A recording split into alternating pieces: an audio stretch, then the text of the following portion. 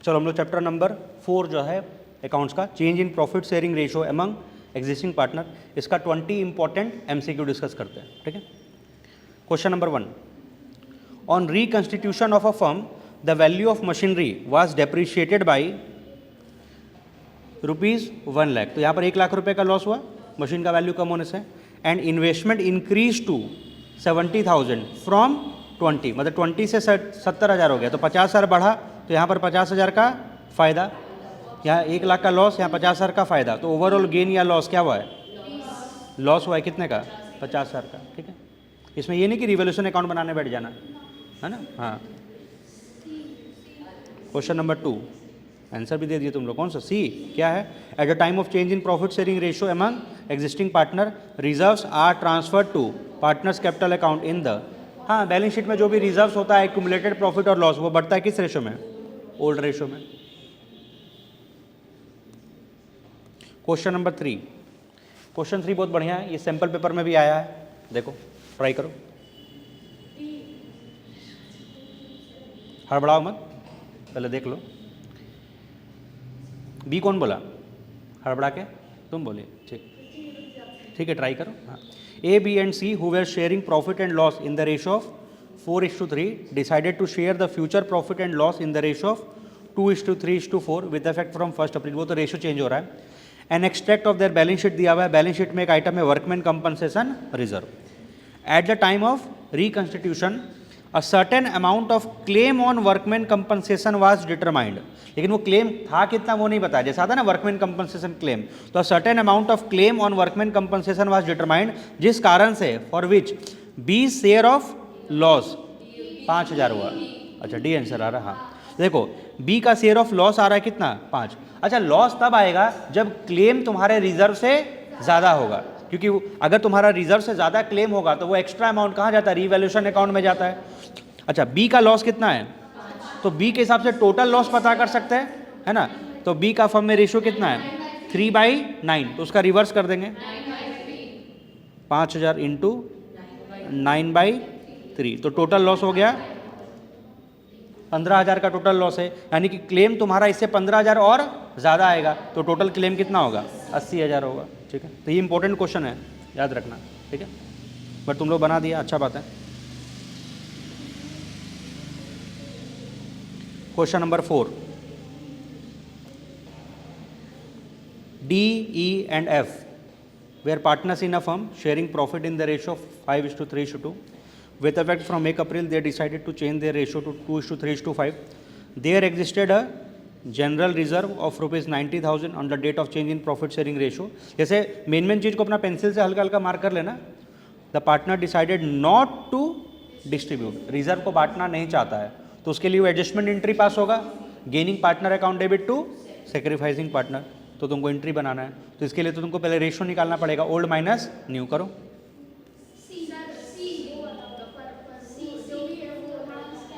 सी आ रहा है क्या? Farhan to Dan. ठीक है, चलो जिनको नहीं समझाया उनको समझा देते हैं। सबसे पहले क्या करना होगा? गेन और सेक्रीफाइस निकालना होगा। ठीक है, तो डी, ई और एफ पार्टनर है, इनका old ratio minus new ratio करेंगे। Old ratio 5:3:2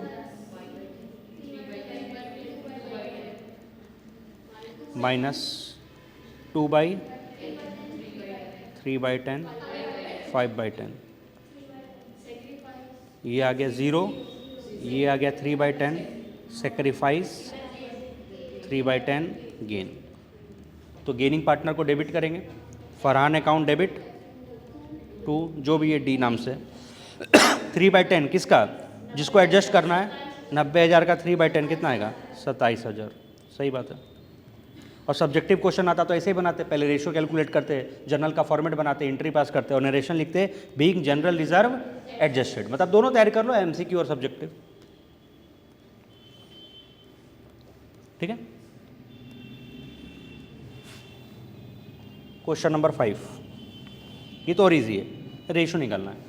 Isa and Naman were partners in a firm sharing profit and loss in the ratio of 2:3 with effect from 1 April इतना, they agree to share profit and loss equally.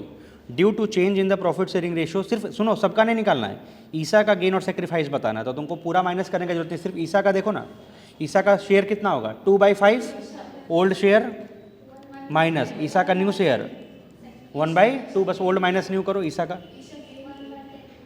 4 - 5 1/10 negative gain, ठीक है। अब जैसे दोनों का निकाल के कोई फायदा नहीं होता, बस जिसका निकालना था उसका ओल्ड माइनस न्यू कर लिए, क्लियर है। 6 नंबर ये भी वैसा ही है, इसमें अर्जुन का बताना है, तो भीम अर्जुन और नकुल, अर्जुन सेकंड नंबर पे, तो अर्जुन का ओल्ड रेशियो कितना देखो तो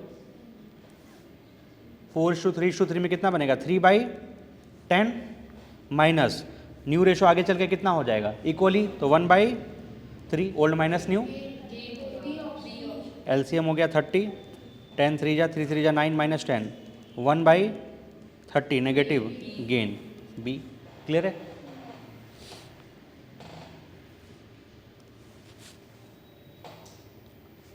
seven number,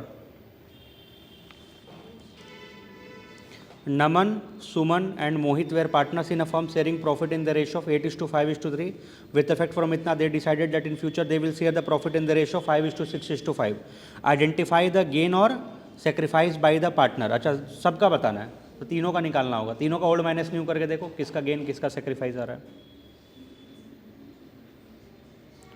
old minus new करना फटाफट करो।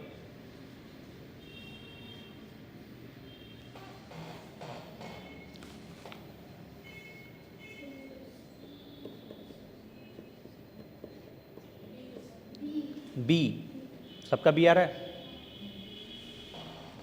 ठीक है। अच्छा देखो इसको ओरली कैसे कर सकते थे पता है, देखो इन तीनों का टोटल 16 हो रहा है, इन तीनों का भी टोटल 16 हो रहा है, तो न्यूमरेटर तो डिनोमिनेटर तो सेम है, तो पहला 8/16 8 - 5 3 8 - 5 3 पॉजिटिव है, तो सेक्रीफाइस, तो गेन वाला दोनों ऑप्शन खत्म, ये तो दोनों में सेम आ रहा है, आगे बढ़ते 5 - 6 -1 सेक्रीफाइस 1/, ये खत्म हो गया ऑप्शन नंबर बी। तो एमसीक्यू के हिसाब से देखो 8 नंबर, Neeva Naman and Nityam were partner sharing profit in the ratio of 4:3:2। Neeva and Naman each give 1/9 from their share to Nityam on reconstitution of the firm. ये लोग दोनों अपने में से 1/9 माइनस करेगा, तो दोनों मिला करके 2/9 किस में ऐड होगा नित्यम में, तो बताना न्यू प्रॉफिट शेयरिंग रेशियो कितना होगा, ये भी तो रेशियो का क्वेश्चन है।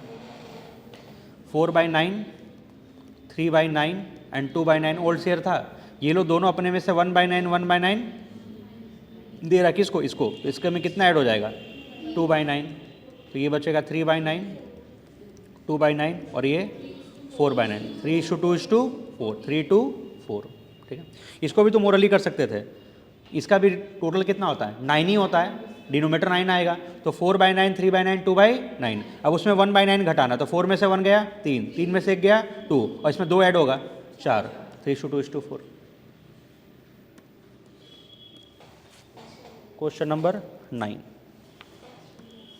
Isa and Manish were partners in a firm sharing profit and loss in the ratio of 3:2 with effect from 1 April 2023 they agree to share profits equally. On this date the goodwill of the firm was valued at 3 lakh. The necessary journal entry for the treatment of goodwill without opening goodwill account. ये डरने का जरूरत नहीं है कि without opening goodwill account का मतलब वही एडजस्टमेंट एंट्री ही होता है, तो गुडविल का adjustment entry gaining partner account debit to sacrificing, तो यहाँ भी रेशियो निकालना पड़ेगा। ए आ रहा है क्या, अच्छा निकाल के देखो, old ratio minus new ratio, old ratio 3/5 and 2/5 minus new ratio कितना हो गया इक्वली 1/2 माइनस 1/2, ये है ईसा और ये है मनीष। उतना फुल फॉर्म लिखने का टाइम नहीं है, बोलो कितना आ जाएगा ये 6 - 5/10 इज इक्वल टू 1/10 और ये 1/10 नेगेटिव गेन, तो मनीष टू ईसा 1/10 किसका 3 लाख का, क्लियर है। तुम ऑब्जेक्टिव बना ले रहे हो, इसका मतलब तुम्हारा सब्जेक्टिव तो स्ट्रांग है, मतलब ये जो तुम इतना जल्दी सॉल्व कर लिए इसका मतलब तुम सब्जेक्टिव तो बस लिखने का फॉर्मेलिटी ना है, रेशो निकाले आराम से हेडिंग बना करके जनरल एंट्री का फॉर्मेट किया हो जाएगा।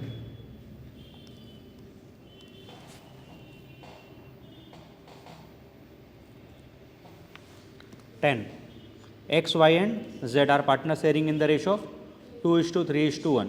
They decided to share future profit in the ratio of 3:1 with effect इतना. At the time of change of profit sharing ratio, unrecorded furniture will be recorded in the books of account by. अच्छा बस ये इसके बारे में बात हो रहा है. अनरिकॉर्डेड फर्नीचर को कैसे रिकॉर्ड करेंगे? अनरिकॉर्डेड, याद है रिवैल्यूएशन अकाउंट में राइट साइड में अगर एसेट्स का वैल्यू बढ़ा या लाइबिलिटी का वैल्यू घटा या कोई अनरिकॉर्डेड एसेट्स है तो वो आता है, तो राइट ही साइड में ना आता है. जो भी अनरिकॉर्डेड एसेट्स है वो रिवैल्यूएशन अकाउंट के क्रेडिट में जाता है, तो वही लिखा हुआ है by crediting it to revaluation account. ठीक है.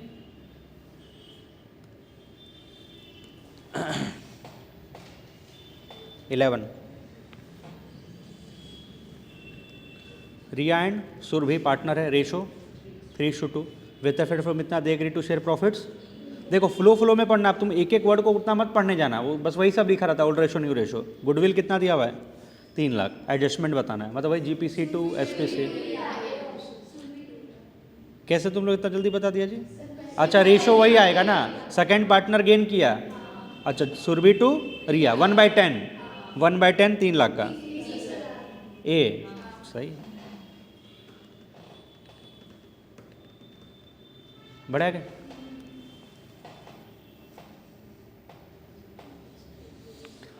ट्वेल्व में एकदम पक्का फंसेगा. चलो 12 में हम सोचने का टाइम देते हैं. सोचो.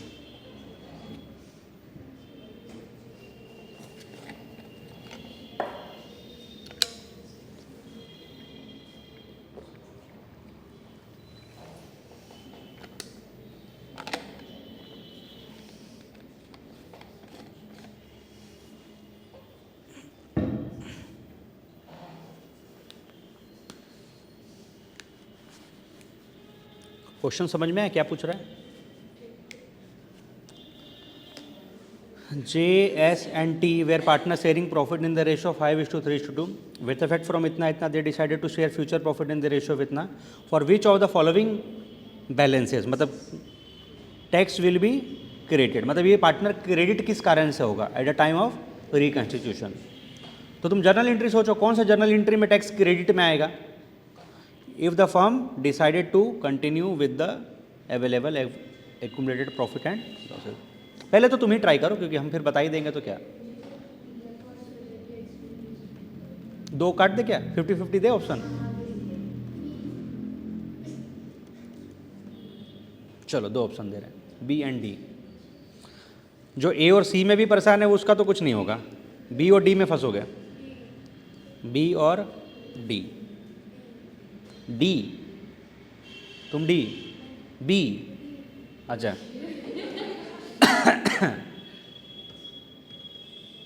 सोचो सोचो, टैक्स कब क्रेडिट होगा, किस कारण से टैक्स क्रेडिट होगा?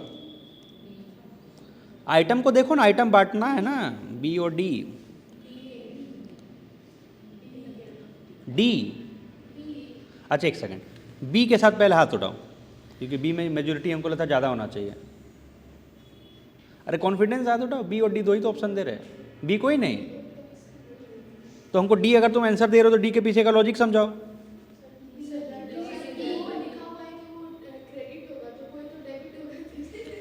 अरे बाबा सुनो सुनो सुनो सुनो, टैक्स को क्रेडिट करना है, बी होगा. देखो एक आंसर ऐसे समझो, अगर कोई जर्नल एंट्री सोचेगा सर जनरल रिजर्व और ये प्रॉफिट लॉस का क्रेडिट बैलेंस मतलब प्रॉफिट है, इसको बांटेंगे तो general reserve account debit, profit and loss account debit to partners capital account, तो तीनों तो क्रेडिट ही होगा ना, तो ऑब्वियसली टैक्स क्या होगा? क्रेडिट होगा.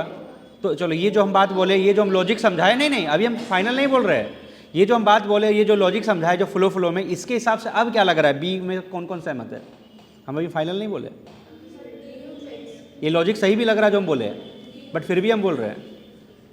देखो यहाँ तुम लोग फंस गया. अगर जो लोग बी सोच रहा होगा वो सब गलत है और मेजोरिटी बी सोचेगा, लेकिन बताते हैं आंसर डी क्यों होगा. देखो, if the firm decided to continue with available accumulated profit loss balances का मतलब क्या? फर्म उसको बांटना नहीं चाहता है, फर्म कंटिन्यू करना चाहता है, तो उसके लिए एडजस्टमेंट एंट्री पास करेगा. और एडजस्टमेंट एंट्री अगर पास होगा तो एडजस्टमेंट एंट्री में या तो जीपीसी टू एसपीसी बनता है या तो एसपीसी टू जीपीसी. तो तुमको पहले रेशियो निकाल करके ये देखना होगा कि किस कारण से टैक्स क्रेडिट होने वाला है. तो पहले old ratio minus new ratio करके देखो, तभी होगा ये क्वेश्चन। जे एस और T, old ratio minus new ratio. Old ratio 5:3:2,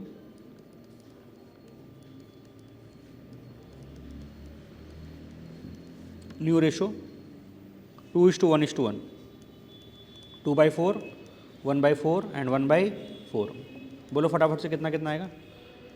पहला एलसीएम 20 है ना, 10 माइनस ये हो गया 0, ख़त्म। 26 माइनस 5, 1/20 और ये 1/20 नेगेटिव ये गेन। अब देखो अगर हम जीपीसी टू एसपीसी बनाएं तो टैक्स तो डेबिट हो जाएगा और ये क्रेडिट, तो हमको एसपीसी टू जीपीसी बनाना होगा। और एसपीसी टू अगर हम जीपीसी बनाते हैं तो वो प्रॉफिट के लिए नहीं बनता है, लॉस के लिए बनता है। तो लॉस वाला आइटम यही है, डेफर्ड रेवेन्यू एक्सपेंडिचर और प्रॉफिट लॉस का डेबिट बैलेंस। तो ये इंटरेस्टिंग क्वेश्चन है, इसमें बहुत लोग फंसेगा, बी नंबर मारेगा। चले आगे। ये दोनों ऑप्शन क्यों काटे पता है, क्योंकि इसमें एक प्रॉफिट वाला आइटम है, एक प्रॉफिट वाला और एक लॉस वाला, इस कारण से दोनों काट दिए थे। 13 ईजी है। एजर्सन क्या है, increase in the value of liability on reconstitution of firm. Debit कहाँ होगा, रीवैल्यूएशन में। सही बात है, लाइबिलिटी का वैल्यू बढ़ता है तो रीवैल्यूएशन के डेबिट साइड में आता है। रीजन क्या है, increase in the value of liability क्या है, लॉस। हाँ, लॉस के कारण ही तो वो रीवैल्यूएशन के डेबिट में जाता है। सही है, हाँ सही है। Both reason and assertion are correct and reason is the correct explanation. चले आगे। 14 क्वेश्चन बढ़िया है, ट्राई करो, हड़बड़ा के आंसर मत देना। थोड़ा थोड़ा WCR वाला ही पैटर्न का है, लेकिन ये IFR है।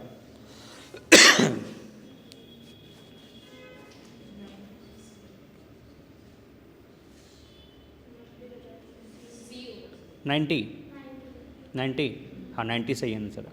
देखो XYZ का रेशो है, ओल्ड रेशो 5:3:2 और न्यू रेशो हो गया 2:3:5। बैलेंस शीट में एक IFR दिया हुआ है, ठीक है। IFR का यूज़ क्या होता है, इन्वेस्टमेंट का जो वैल्यू कम होता है उसको राइट ऑफ करने के लिए। At the time of reconstitution certain amount of loss due to fall in market value of investment was determined. अच्छा, लॉस तो तभी होगा जब इन्वेस्टमेंट का वैल्यू IFR से ज़्यादा कम हो जाए, यानी 7,500 नहीं 7,500 से ज़्यादा कम हो जाए, ठीक है। जिसके कारण से Y का शेयर ऑफ लॉस कितना आया, तो टोटल लॉस निकालो। टोटल लॉस कितना हुआ होगा, अगर सिर्फ Y का लॉस है 750 तो Y का शेयर कितना था 3/10, तो उल्टा 10/3 2500, यानी 2500 और ज़्यादा गिरा होगा, यानी कि 7.5 + 2500 10,000 गिरा होगा। तो 1 लाख माइनस 10,000 कितना 90,000, ठीक है। हो गया आगे, चले।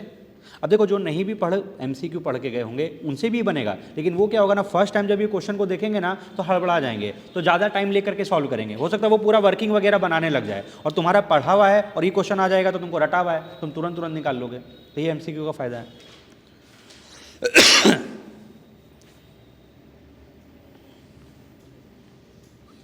अच्छा, ये वही रिपीट करा WCR वाला, तुरंत बताओ।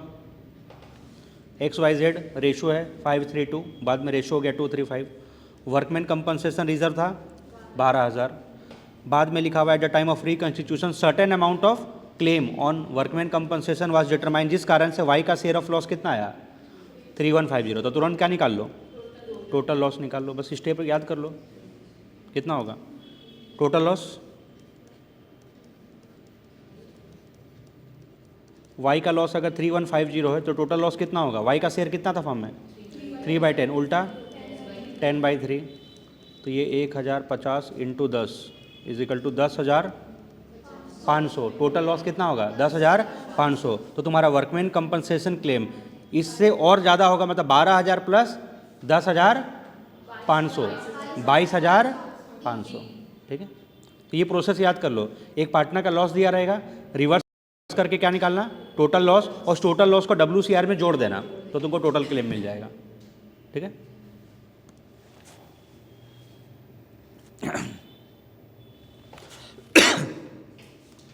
ABC पार्टनर है, रेशो 3:4:1, बाद में रेशो क्या कर लिया equal, on that date profit and loss में क्या चल रहा है, क्रेडिट बैलेंस, मतलब प्रॉफिट है, प्रॉफिट लॉस का क्रेडिट बैलेंस मतलब प्रॉफिट होता है।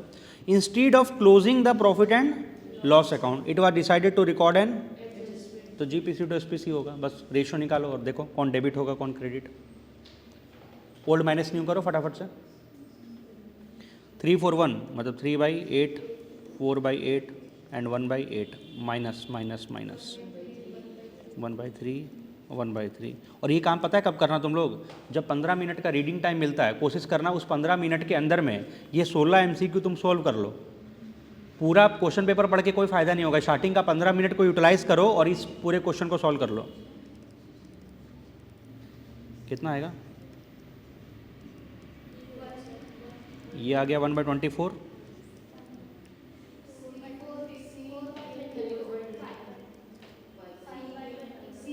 5/24 negative.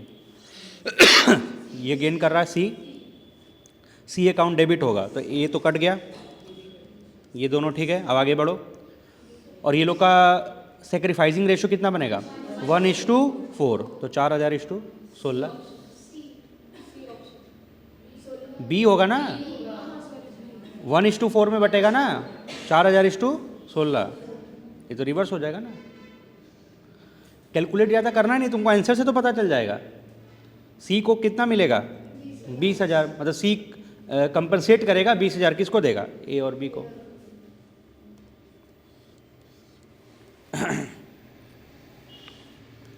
Ritesh Ujjwal and ratio कितना है 3:2:3:1, बाद में रेशो हो गया 3:1। ये तो वही रिपीट कर गया question, unrecorded furniture will be recorded in the books of account by crediting it to revolution, repeat कर गया। 18 इजी है, थ्योरी है।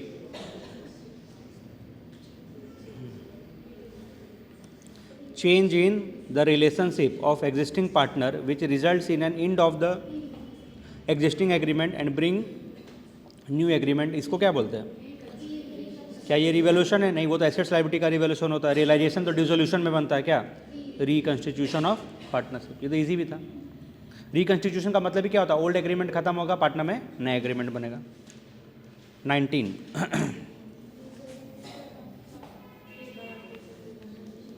विच of the following does not result into reconstitution. देखो यहाँ पर मिलता जुलता है, बट ये हम बताए हैं रिकंस्टिट्यूशन ऑफ फर्म को हम लोग डिसोल्यूशन ऑफ पार्टनरशिप भी बोल सकते हैं। देखो डिसोल्यूशन ऑफ पार्टनरशिप फर्म और डिसोल्यूशन ऑफ पार्टनरशिप में अंतर है, सिर्फ डिसोल्यूशन ऑफ पार्टनरशिप लिखा हुआ है, इसका मतलब वो क्या होता है, रिकंस्टिट्यूशन ऑफ फर्म होता है। अगर वहाँ पर फर्म ऐड हो जाए डिसोल्यूशन के साथ, क्या वर्ड, फर्म, तब उसका मतलब होता है फर्म बंद हो रहा है। सिर्फ डिसोल्यूशन ऑफ पार्टनरशिप का मतलब क्या, पार्टनर्स के बीच में पुराना पार्टनरशिप एग्रीमेंट खत्म हुआ, नया एग्रीमेंट बनेगा। लेकिन जब फर्म ही खत्म हो जाता है तो सारे पार्टनर के बीच में बिजनेस बंद हो जाता है। तो ये याद रखना, रिकंस्टिट्यूशन ऑफ फर्म को डिसोल्यूशन ऑफ पार्टनरशिप भी बोलते हैं, ठीक है। लेकिन डिसोल्यूशन ऑफ पार्टनरशिप फर्म का मतलब होता है बिजनेस को बंद करना, ठीक है। कौन सा होगा, ए होगा, ठीक है।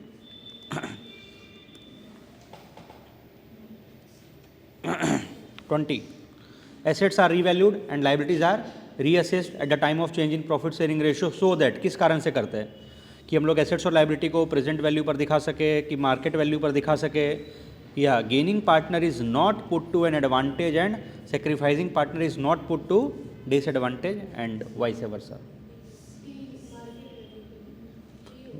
डी, बी, डी कौन बोला, और सी भी बोल रही है। एक आंसर बोलो, डी पहले बोलो, डी कौन कौन बोल रहा है, तुम, एक सेकेंड, बी, बी कौन कौन बोल रहा है, बी सही होगा। हम लोग एसेट्स लायबिलिटी का रिवोल्यूशन इसीलिए तो करते हैं ताकि जो गेनिंग पार्टनर है उसको ना तो कोई एडवांटेज हो और सेक्रीफाइसिंग पार्टनर को ना तो किसी तरह का डिसएडवांटेज हो, उसी कारण से तो करते हैं। ये मकसद थोड़े कि एसेट्स और लायबिलिटी को मार्केट वैल्यू पर या प्रेजेंट वैल्यू पर लेकर के आना, नहीं, वो तो हम लोग balance sheet historical cost concept पर बनाया जाता है, मार्केट वैल्यू पर थोड़े बनाते हैं। हम लोग एसेट्स लायबिलिटी का रिवोल्यूशन इसलिए करते हैं ताकि वो किसी भी न्यू पार्टनर को जो आ रहा है उसको फायदा या नुकसान नहीं, उस कारण से करते हैं, ये याद रखना भी, ठीक है। खत्म, ये चैप्टर भी ओवर।